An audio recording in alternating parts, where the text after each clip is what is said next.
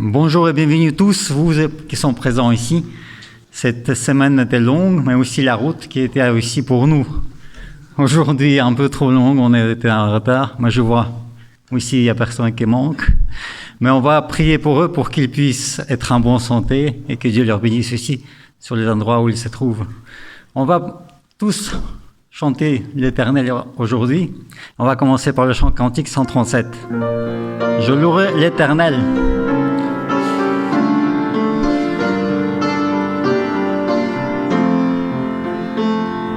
Je louerai l'Éternel de tout mon cœur. Je raconterai toutes tes merveilles. Je chanterai ton nom. Je louerai l'Éternel de tout mon cœur. Je ferai de toi le sujet de ma joie. Alléluia. Dieu l'Éternel est roi. Il règne à jamais. Pour le jugement, il dresse son tronc. Il jugera la terre. L'Éternel est roi, il règne à jamais.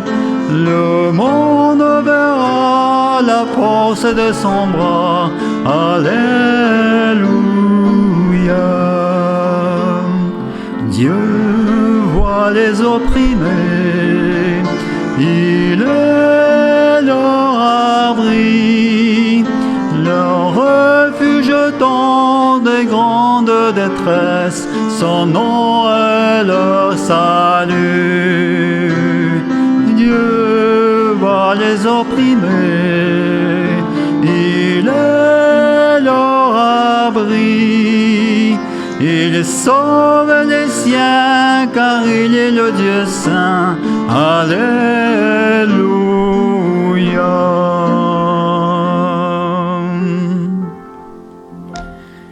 Dieu, tu es grand, tu es bienfaisant et tu fais tout ce qu'il nous faut pour que nous soyons en bonne santé spirituelle, physique et émotionnelle.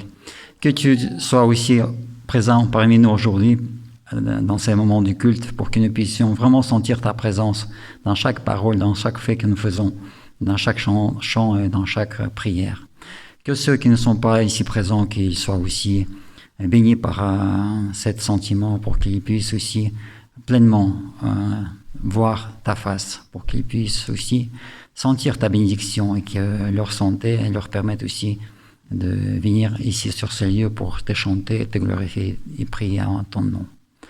Nous te demandons aussi de bénir chacun d'entre nous ici, surtout les enfants, pour qu'ils puissent aussi apprendre sur les bienfaits que tu fais et sur ce que tu proposes comme la vie éternelle. Que ton nom soit loué et que ton règne vienne. Amen. On va encore chanter pour notre Seigneur. Et ça, c'est l'histoire que nous voyons au jour le jour dans notre vie. Mais c'est aussi l'histoire de ce que Dieu a fait, en fait, quand il était ici sur cette terre, quand Jésus passait parmi les gens comme nous. Et parfois, il nous faut la rappeler, parce que sinon, on oublie un peu ces bienfaits qu'il nous donne par cette ouverture, par cette révélation. Chantons ensemble Cantique 26. Redites-moi l'histoire.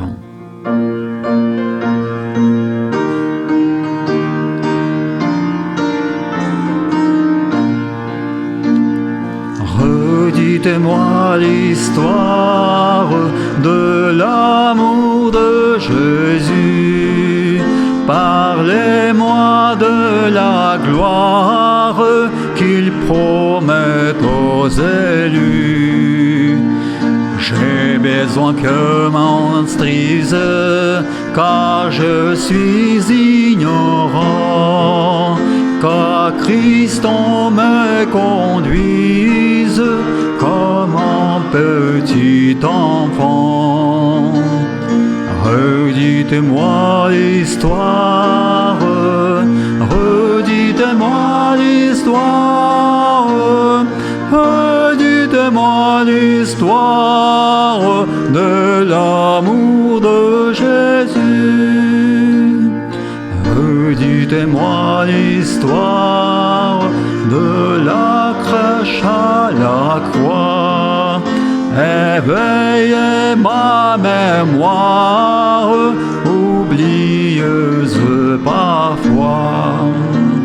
Cette histoire si belle, dites-la simplement. Elle est toujours nouvelle, répète-la souvent. Redites-moi l'histoire, redites-moi l'histoire, redites-moi l'histoire de l'amour de Jésus.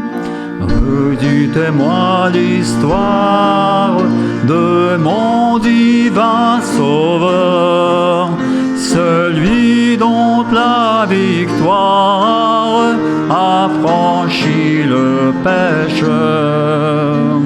Ces glorieux messages, redites-le-moi, lorsque je perds courage, lorsque faiblit ma foi.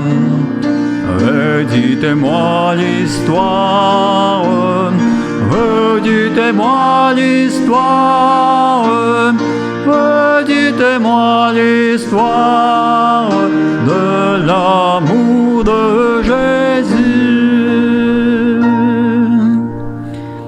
Vous pouvez vous asseoir, s'il vous plaît. On va chanter ces cantiques qui nous mettent à l'aise devant notre Maître, parce que, comme vous savez, quand Jésus enseignait, les gens étaient tout autour de lui, tout à fait à l'aise. Et bon, je ne sais pas si comment vous sentez ça, être au pied de notre Maître, mais moi, je me sens comme un petit enfant qui écoute quelque chose qui est vraiment intéressant, parce que quand je lis l'histoire pour les enfants le soir, ils sont vraiment très attentifs et ils sont très silencieux.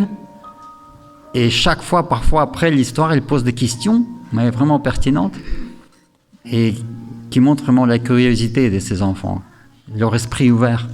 Et j'aimerais bien que nous soyons aussi ouverts, que nous soyons aussi curieux d'apprendre auprès de notre Maître. Chantons ensemble.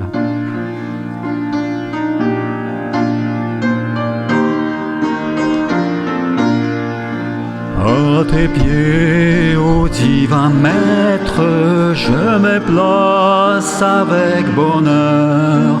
En t'adorant, je veux être ton disciple, mon Sauveur. Parle, je soif de t'entendre, parle, je n'ai qu'un désir, car ta voix puissante et tendre à mon cœur s'efface suivre. Fais tes places aux voix humaines, à la voix de mon Sauveur.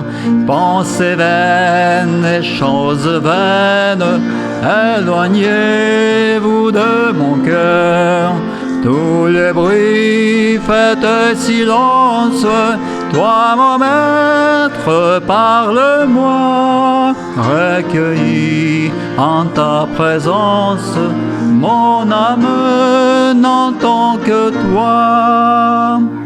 Parle pour que je comprenne ton enseignement divin. Dans ta grâce souveraine, parlez pour que j'obéisse à tes ordres aussitôt. Formez-moi pour ton service, pour te suivre, saint agneau. On va lire. Nous allons lire dans l'évangile de Marc, chapitre 6, versets 34 à 44. Je lis dans la parole de vie. Quand Jésus descend de la barque, il voit une grande foule. Son cœur est plein de pitié. En effet, les gens sont comme des moutons sans berger. Il se met à leur enseigner beaucoup de choses. Il est déjà tard. Les disciples s'approchent de Jésus et lui disent « Il est déjà tard et c'est un endroit isolé. Renvoie les gens dans les fermes et les villages dans les environs. Là, ils pourront acheter quelque chose à manger. » Et Jésus répond à ses disciples « Donnez-leur vous-même à manger. » Ils lui disent « Est-ce que nous devons leur aller acheter du pain pour 200 pièces d'argent? Ainsi, nous leur donnerons à manger. » Jésus leur dit « Vous avez combien de pains? Allez voir. » Ils se renseignent et lui répondent « Nous avons 5 pains et 2 poissons. » Jésus donne cet ordre à ses disciples « Dites à tout le monde de s'asseoir par groupe sur l'herbe verte. » Les gens s'assoient par groupe de 100 et par groupe de 50. Et Jésus prend les 5 pains et les 2 poissons. Il lève les yeux vers le ciel et dit la prière de bénédiction. Il partage les pains et les donne aux disciples. Alors les disciples les distribuent à la foule. Jésus partage aussi les 2 poissons entre tout le monde. Tous mangent autant qu'ils veulent et on emporte les morceaux de pain et les poissons qui restent. Cela remplit 12 paniers et il y avait 5 000 hommes qui ont mangé. Que Dieu bénisse la lecture de sa parole. Et aujourd'hui, notre ancien Jacques Pierre qui va nous adresser la parole.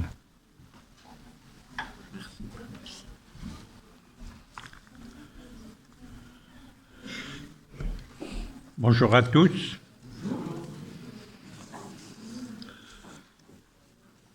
Alors ce matin, je voudrais, comme vous vous en doutez, vous parler de la multiplication des pains.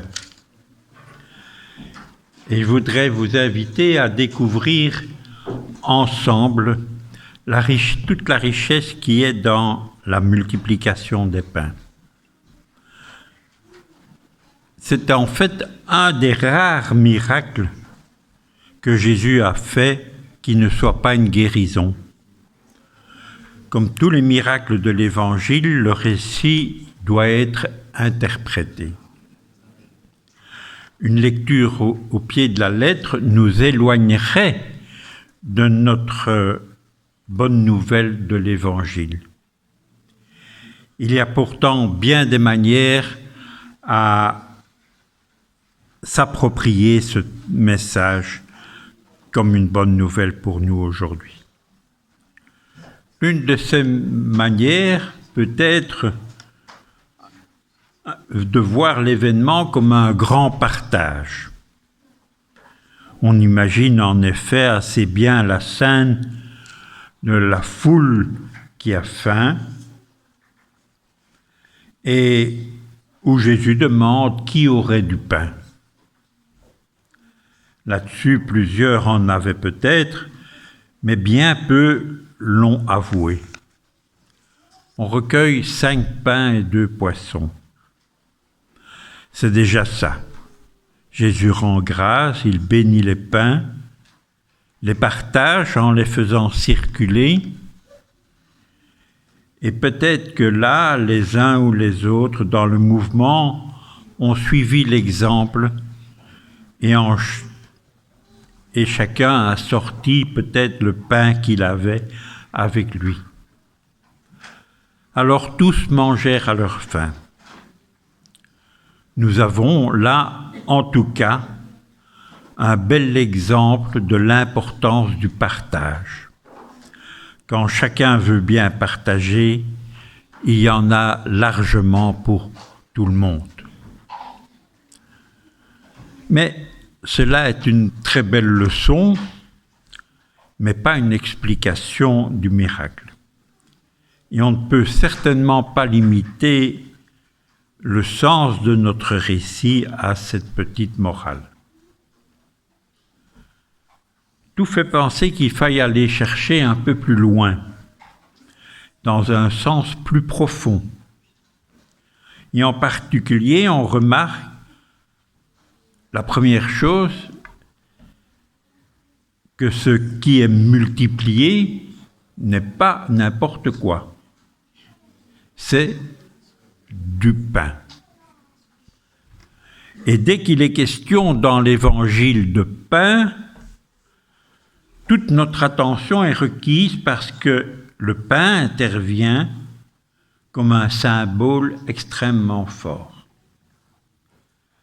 Déjà dans l'Ancien Testament, nous avons la manne et nous lisons dans Deutéronome 8, « Il t'a humilié, il t'a fait connaître la faim et il t'a nourri de la manne que tu ne connaissais pas et que tes ancêtres non plus n'avaient pas connue, afin de t'apprendre que l'homme ne vit pas de pain seulement, mais de tout ce qui sort de la bouche de l'Éternel. »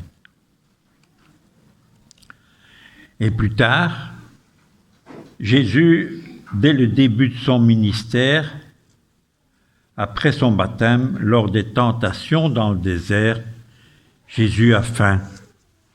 Et le diable lui dit, « Si tu es le Fils de Dieu, demande à ces pierres qu'elles se transforment en pain. » Mais justement, Jésus lui dit, si ce miracle matériel pour le nourrir, son ventre, et il va citer un texte de Deutéronome. L'homme ne vivra pas de pain seulement, mais de toute parole qui sort de la bouche de Dieu. Un peu plus tard, Jésus va lui-même dire « Je suis le pain vivant descendu du ciel. Celui qui en mange vivra éternellement. » Donc, évidemment qu'il nous faut chercher un sens plus profond, plus spirituel à ce geste de la multiplication des pains. Et pour trouver du sens, il y a plusieurs méthodes. Et il y a la méthode que j'appellerais celle du détective. Que fait un détective quand il arrive sur une scène? Oui? Tu as dit quelque chose? Ah! Vous avez une idée? Que fait un détective? Si vous êtes détective, vous arrivez, vous devez trouver des explications. Vous faites quoi? S'il vous plaît? On regarde les détails, c'est pas mal déjà. Oui? Mais plus particulièrement, j'entends des mots, mais je ne perçois. Oui? Les indices, oui. S'il vous plaît?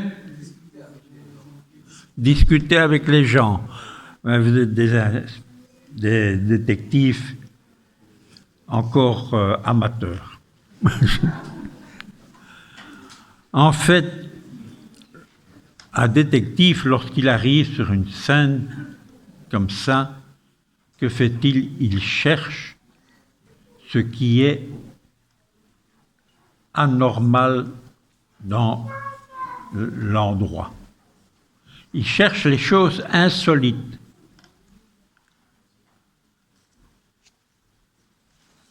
Car sinon, il rentre directement dans la logique qu'on essaye de lui faire croire. Eh bien, pour regarder, vous devez regarder dans les deux récits que Marc raconte de la multiplication des pains. Et que voit-on dans ces deux récits? Dans le premier récit, il y a 5000 hommes qui sont nourris. Ils sont nourris par 5 pains, 2 poissons. Et que fait-on? On les assied par rangées de 50 ou de 100. Et il reste, après, 12 paniers. Vous trouvez quand même ça un peu spécial, non? Tous ces détails. Dans le deuxième récit que Marc fait, c'est 4000 personnes qu'on nourrit. Avec quoi? 7 pains.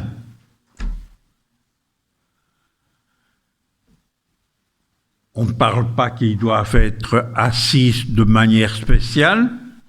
Rien n'est précisé. Et il reste quoi? 7 paniers.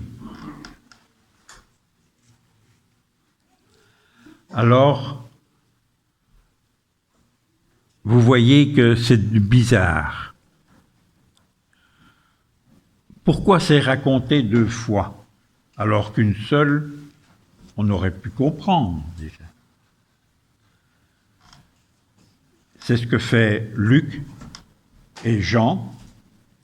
Tous deux racontent un récit de la multiplication des pains. Par contre, Matthieu et Marc le racontent 2 fois, comme dans Marc. Or, dans la Bible, une signification symbolique se trouve dans les nombres. Alors, qu'est-ce qu'on trouve dans les nombres? Bon, c'est peut-être petit pour vous. Je ne me suis pas rendu compte. J'ai voulu tout mettre sur une page, mais j'aurais mieux fait de faire autrement. 1, qu'est-ce que ça signifie? Eh bien, le 1, c'est facile. C'est dans le schéma Israël. On dit que Dieu écoute Israël, Dieu est un.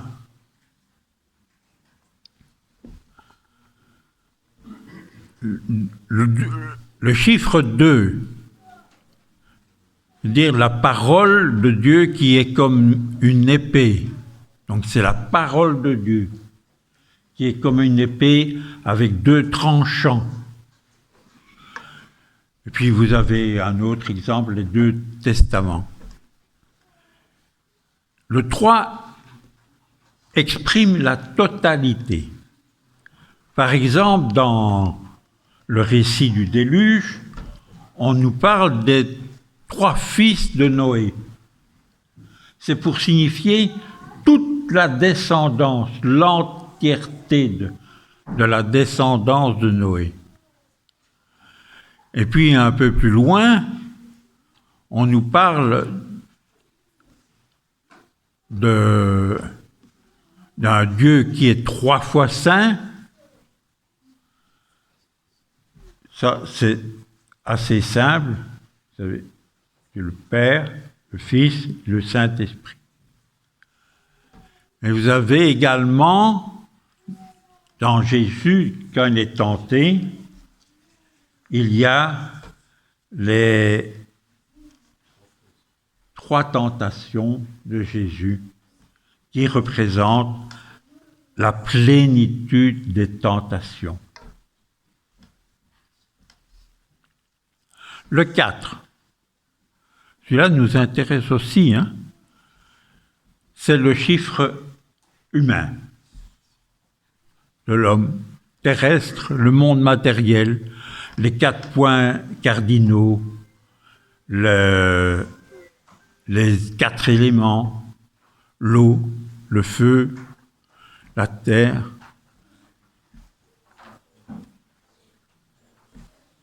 Et c'est ainsi que on voit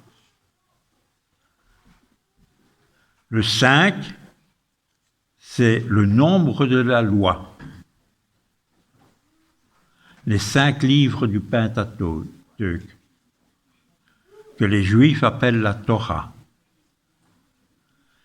Et les 5 commandements sur chaque table. Et aussi, c'est le nombre de l'homme. 5. Nous avons 5 mains, 5 doigts à une main, pas 5 mains.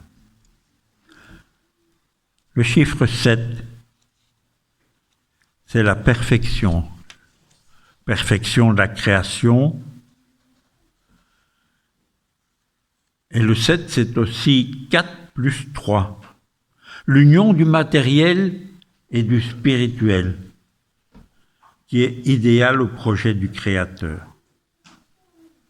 Le Christ a réalisé cet idéal en étant l'union de l'homme à Dieu.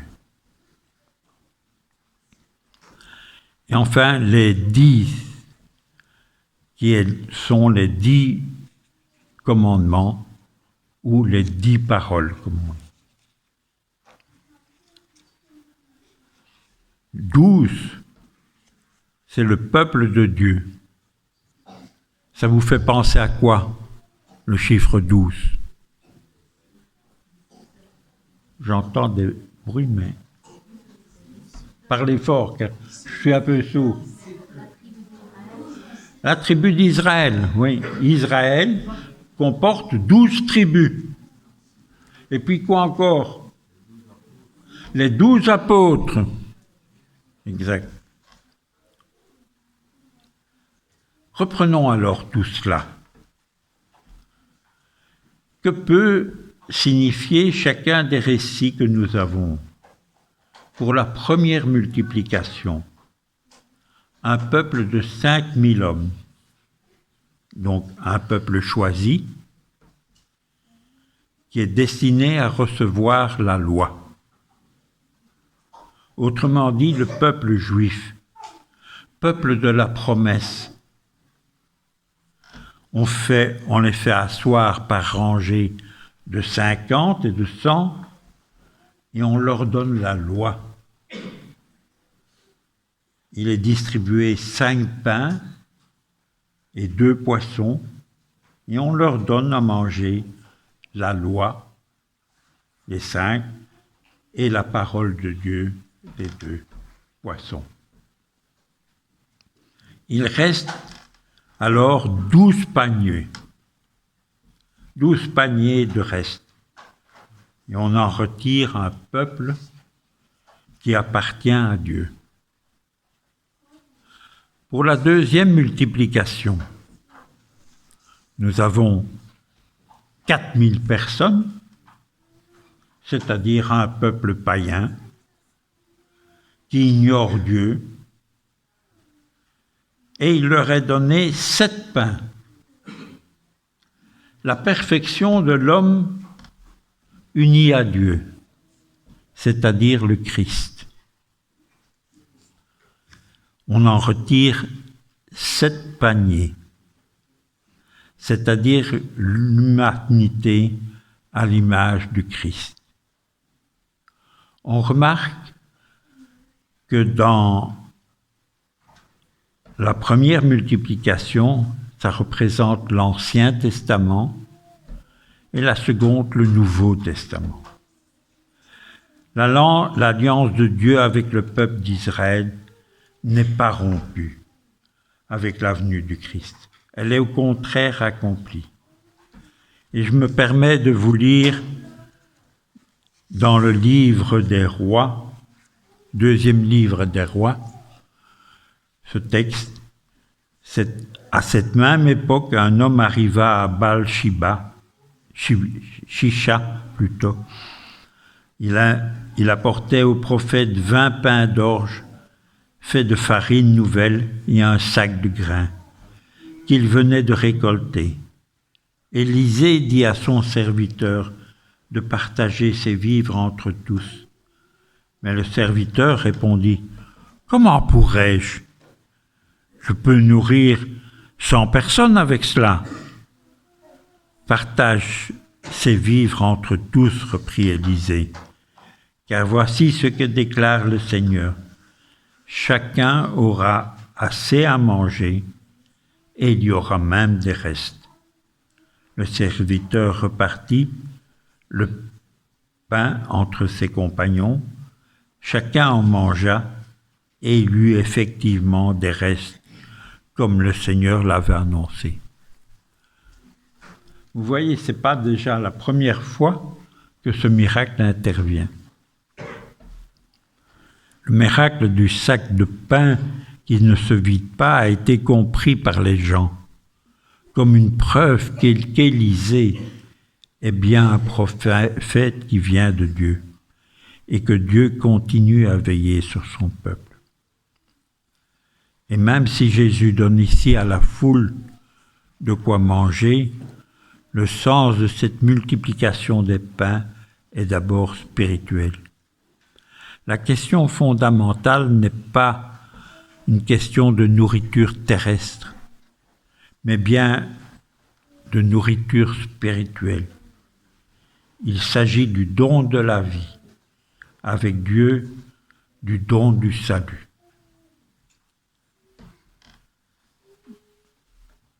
Il faut se rappeler que les apôtres reviennent de leur envoi en mission par Jésus.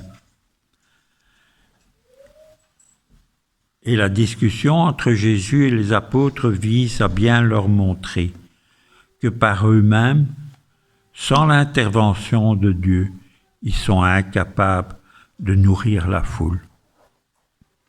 Autrement dit, que le peuple d'Israël, sans l'intervention du Messie, est incapable de donner le salut au monde entier. L'explication numérique peut vous sembler tirée par les cheveux, pourtant il y a une preuve dans le texte lui-même que c'est la bonne piste. En effet, dans Marc, juste après la deuxième multiplication, il nous est dit d'abord que les pharisiens demandent un signe. Et Jésus dit qu'il n'en sera pas donné. Or, si vraiment les deux multiplications de pain étaient un miracle à prendre au sens littéral, eh bien, il n'avait qu'à les renvoyer à elle. Ensuite, il dit à ses disciples, « Avez-vous oublié de prendre un casse-croûte ?» Et Jésus leur dit, « Méfiez-vous du levain des pharisiens et du levain d'Hérode. » Il ne parlait pas de boulangerie, là, pourtant. Ni les pharisiens, ni le roi ne devaient faire du pain, mais il parlait selon la comparaison habituelle de leur enseignement qui est comme un levain mis dans la pâte lorsqu'on le prend dans sa vie. Il y a donc un quiproquo avec les disciples. Les disciples pensent pain, nourriture, et Jésus pense pain, parole de vie. Et pour lever le malentendu, il dit, « Ne vous rappelez-vous pas, lorsque j'ai rompu les 5 pains pour les 5000 hommes, combien de paniers de morceaux avez-vous emportés ? 12, lui répondirent-ils. Et quand j'ai rompu les 7 pains pour les 4000 hommes, combien de corbeilles avez-vous remporté ? 7, dirent-ils. Et Jésus leur dit, ne comprenez-vous pas encore ? Cela nous prouve 2 choses. D'abord, que ce qu'il y a à comprendre, c'est qu'il ne s'agit pas que de pain, mais aussi d'enseignement dans la multiplication de pain. Ensuite, que la solution se trouve dans les nombres, comme nous l'avons fait. Mais même si tout cela est très satisfaisant intellectuellement, cela ne fait peut-être pas grand-chose pour nous dans notre vie personnelle. Il faut donc chercher plus loin pour trouver de quoi ce récit veut nous enseigner à nous aujourd'hui. Pour cela, 2 méthodes. C'est de savoir où nous situons. Soit nous sommes la foule, soit nous sommes les disciples dans le récit. Si nous sommes la foule, alors oui, nous avons faim d'amour, d'espérance, de consolation, de pardon, et nous voudrions que Jésus vienne pour nous nourrir dans notre vie qui s'étiole. Mais voilà que lui, il délègue les disciples. Il leur dit, donnez-vous vous-même à manger. Nous devons chacun être porteurs de bonnes paroles de réconfort. Essayez, nous dit le Christ, et vous verrez que cela peut vous apporter infiniment plus que vous pouvez penser. Elle peut changer votre vie. Ou alors, et sans doute plus justement, les 5 pains et 2 poissons représentent la Bible et les 2 testaments. Et donc, je crie vers Jésus ma faim dans ma détresse. Il me répond, nourris-toi de l'Écriture. Mais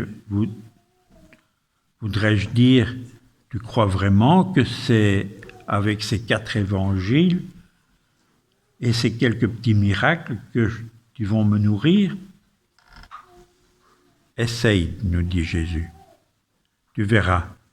L'évangile ne semble pas grand-chose, pourtant il y a une puissance phénoménale pour transformer la vie de chacun. Ou soit, si nous sommes des disciples, nous voyons ainsi une foule qui a faim, un monde en détresse, une société qui a peur, des gens perdus. Et nous prions pour tous ces gens. Ô Dieu, donne-leur à manger, fais quelque chose. Ô Dieu. Mais voilà que Jésus nous dit, donnez-leur vous-même à manger. Moi, Seigneur, tu veux que je leur donne à manger, que je donne de l'espérance à mon voisin, la joie, la confiance. Je n'ai que très peu à donner. 5 pains, 2 poissons, ça ne va pas aller loin. Fais-le quand même, dit Jésus. Le miracle, ça peut apporter infiniment plus que ce qu'on pense. Mais voilà que Jésus nous demande de le distribuer nous-mêmes. Il nous invite à être des serviteurs de sa parole et de la présence de son amour. Voilà notre vocation. Servir l'Évangile à nos frères et à nos sœurs, leur donner la bonne nouvelle du salut en Jésus comme nourriture pour leur vie. Et d'ailleurs, ces grâces que nous sommes invités à donner, nous devons d'abord reconnaître les grâces que nous avons reçues nous-mêmes. Jésus dit aux disciples, « Combien avez-vous de pain ?» C'est la première chose à faire, c'est reconnaître les grâces que nous avons eues dans notre vie. C'est à partir de là que nous pouvons donner quelque chose de positif à ceux qui nous entourent. Ce n'est pas simplement en allant et leur jetant des vérités à la figure. Non. C'est à partir de là que nous donnerons quelque chose de positif à tous ceux qui seront sur notre route. Sinon, nous ne serions que des aveugles qui conduisent des aveugles. Et même si nous pensons n'avoir que peu de choses à donner, toujours quelques pains, c'est ça qu'il faut donner, transmettre, partager. L'évangile de Jean dit que c'est un petit garçon qui apporte les 5 pains. Nous recevons aussi des autres, et parfois des plus humbles, de bonnes et de belles choses. Il faut savoir reconnaître cela, avec attention et s'en servir. Le point central de la démarche, c'est d'ailleurs justement le geste, dit par un verbe qui a donné le mot Eucharistie, rendre grâce. Jésus prend les pains, les poissons et rend grâce. C'est cela qui convertit toute une vie. Quand on sait reconnaître tout ce que l'on a reçu comme un trésor et que l'on peut distribuer autour de nous. Alors c'est alors que le miracle de la multiplication se produit. Plus on partage de biens, plus on a même pour soi. Et peut encore en redistribuer toutes les grâces reçues. C'est cela la multiplication des pains. Une abondance, une surabondance, qu'en partant de presque rien, on partage, on donne, on distribue. Avec peu, on a des corbeilles et des corbeilles de morceaux en plus. Et ma prière pour chacun d'entre nous ce matin est que nous puissions tous être des multiplicateurs des grâces reçues à tous ceux qui nous entourent. Amen. Amen.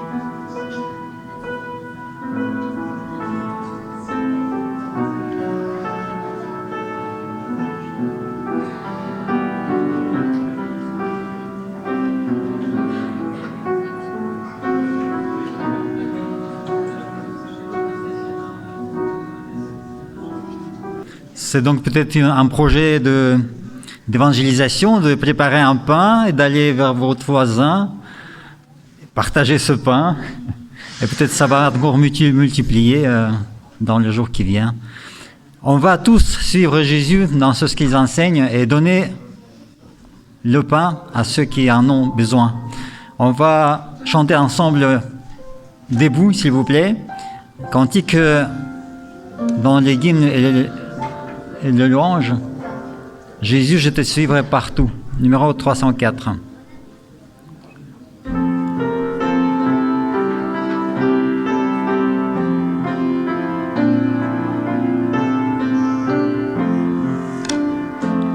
Jésus, je te suivrai partout.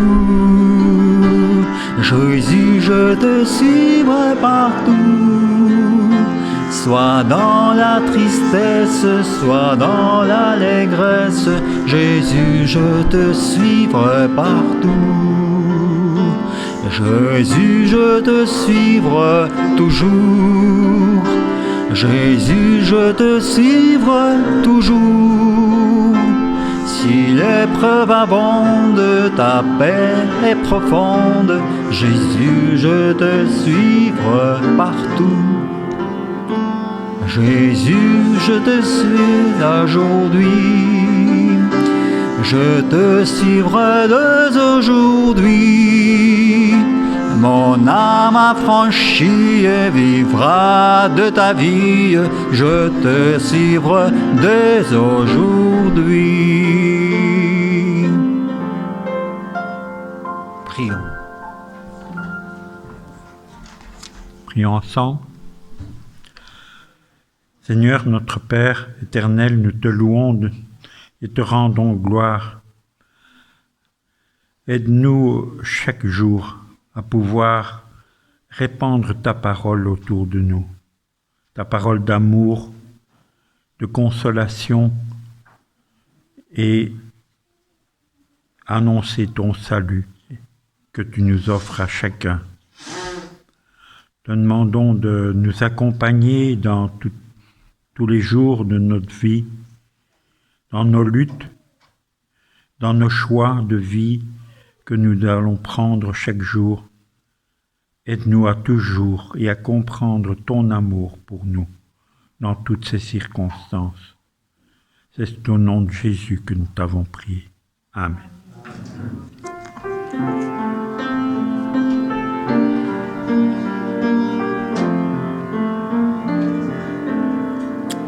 Que la grâce de Dieu soit sur toi pour t'aider à marcher dans ses voies. Reçois tout son pardon et sa bénédiction. Va en paix dans la joie, dans l'amour, que le Maître te garde toujours,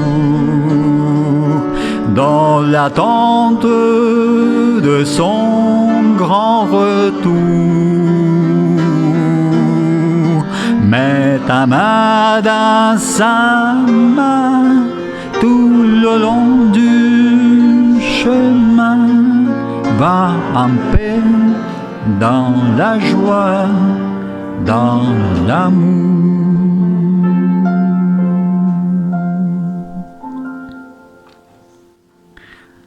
Ainsi, puisque nous avons en Jésus le Fils de Dieu, un grand prêtre éminent, qui a traversé les cieux, demeurerons fermement attachés à la foi que nous reconnaissons comme vraie. Approchons-nous donc du trône de Dieu de grâce avec une pleine assurance. Là, Dieu nous accordera sa bonté et nous donnera sa grâce. Que Dieu nous bénisse tous. Amen.